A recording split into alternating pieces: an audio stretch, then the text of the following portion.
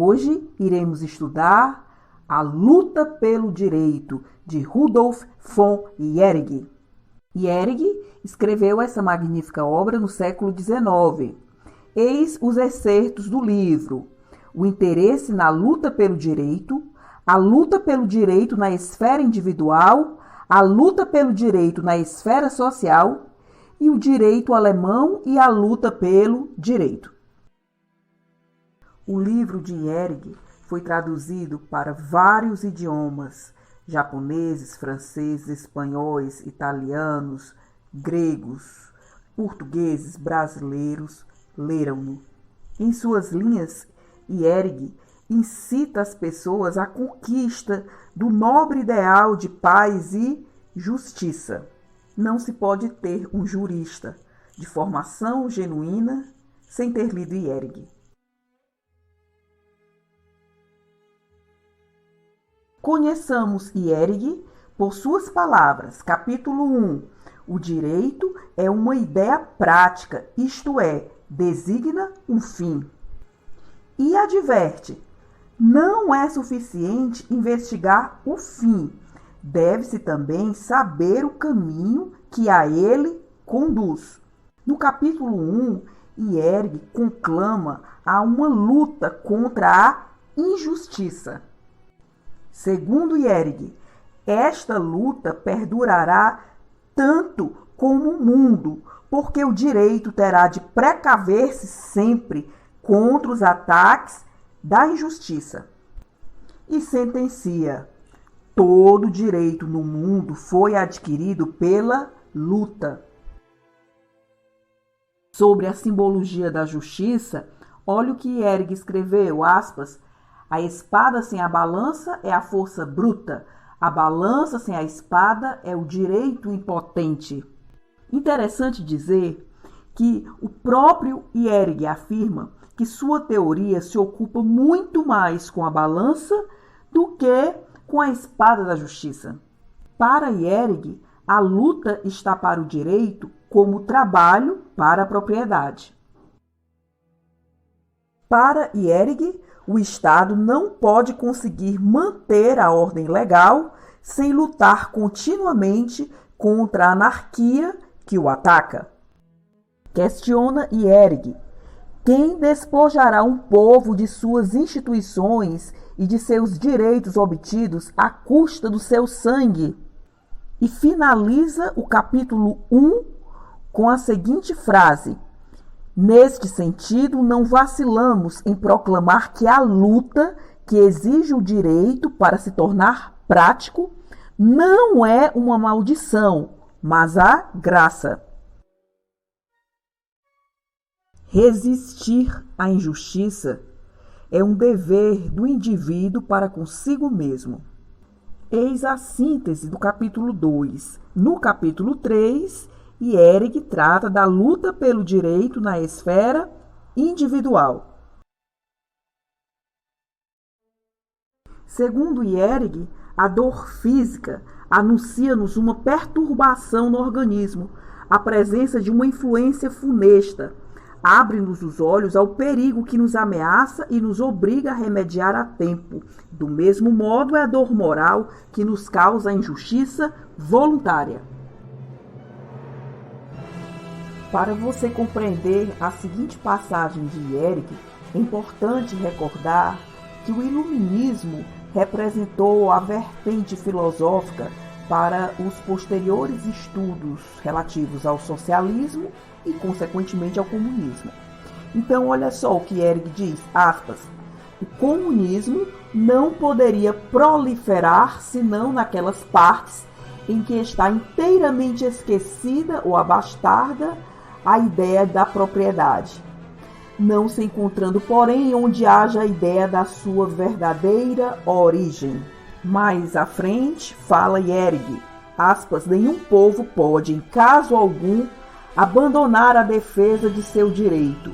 Recordemos o exemplo da légua quadrada, que supunhamos roubada por um povo a outro povo, e poder-se-á imaginar que consequências traria para a vida dos povos o ter como norma a teoria pela qual a defesa do direito depende do valor do objeto móvel da demanda. Se você compreende essa passagem, certamente compreenderá a lógica que estava por trás da Guerra da Lagosta enfrentada pelo Brasil outrora, compreenderá o atual discurso, falacioso até, de internacionalização da Amazônia e compreenderá certamente o que está por trás dos discursos hegemônicos das nações. Discursos hegemônicos das nações transvestidos do manto de coletivismo, de aldeia global. Se pudéssemos entrar em uma cápsula do tempo e visualizar o mundo em 2050, o que veríamos? O que é que você acha que veríamos? E olhe só, a obra de Ehrig é do século XIX, contudo super atual.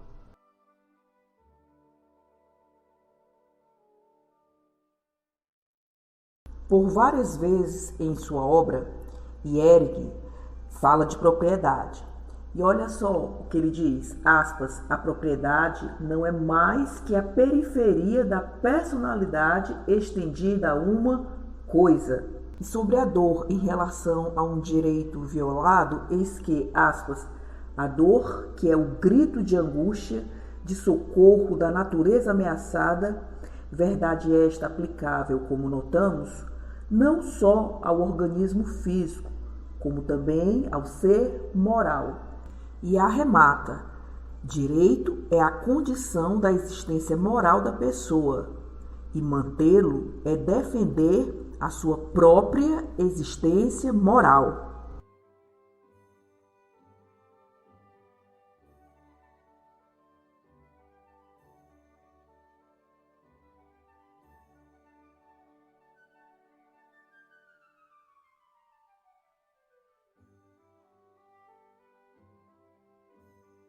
Olha o que pontuou Ehrig. A relação que existe entre o direito objetivo e o subjetivo, ou abstrato e concreto, assemelha-se à circulação do sangue, que partindo do coração, aí de novo volta.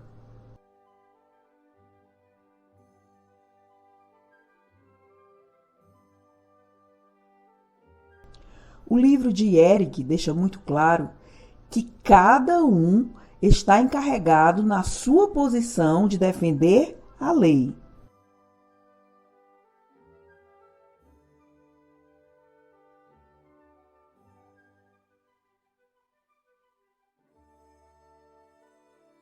O autor tece relação entre a solidariedade da lei e o direito concreto. Em suas palavras, o direito pessoal não pode ser sacrificado sem que a lei o seja também. Para esse pensador, a verdade é sempre verdade, ainda que contra ela o indivíduo não a reconheça e não a defenda. Sobre o entusiasmo humano na luta pelo direito, olha o que ele fala. Entusiasmo apaixonado de um homem que tem consciência de que não luta só por sua pessoa, mas também por uma ideia.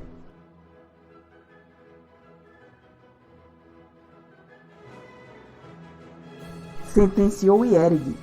Disse que o sangue dos mártires não corre em vão, e isto pode ser aqui uma grande verdade. Questiona Ehrig. Como é possível, pois, que aquele que não está acostumado a defender corajosamente o seu direito pessoal se sinta impelido a sacrificar voluntariamente os seus haveres e a sua vida pela salvação pública? E olha como Ehrig é atual, aspas, destruir no camponês a liberdade pessoal, esmagando-o com impostos e vexames, colocar o habitante das cidades sob a tutela da polícia, não lhe permitindo fazer uma viagem sem o obrigar a apresentar a cada passo o passaporte, encadear o pensamento do escritor por meio de leis injustas, repartir os impostos arbitrariamente e obedecendo ao favoritismo e à influência, são princípios tais que um Maquiavel não poderia inventar melhores meios para matar num povo todo o sentimento civil, toda a força moral e assegurar ao despotismo uma tranquila conquista.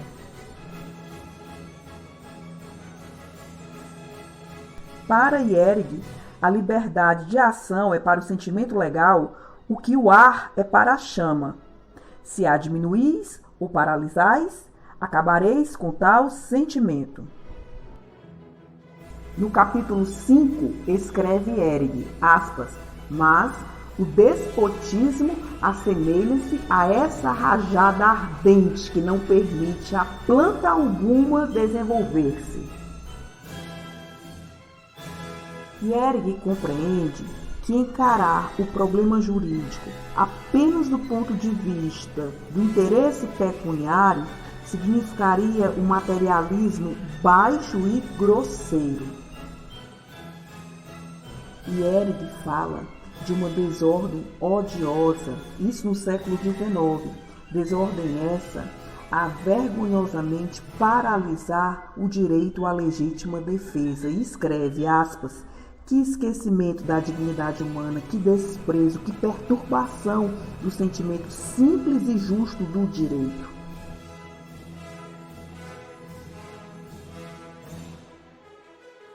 Espero que você tenha apreciado o conteúdo.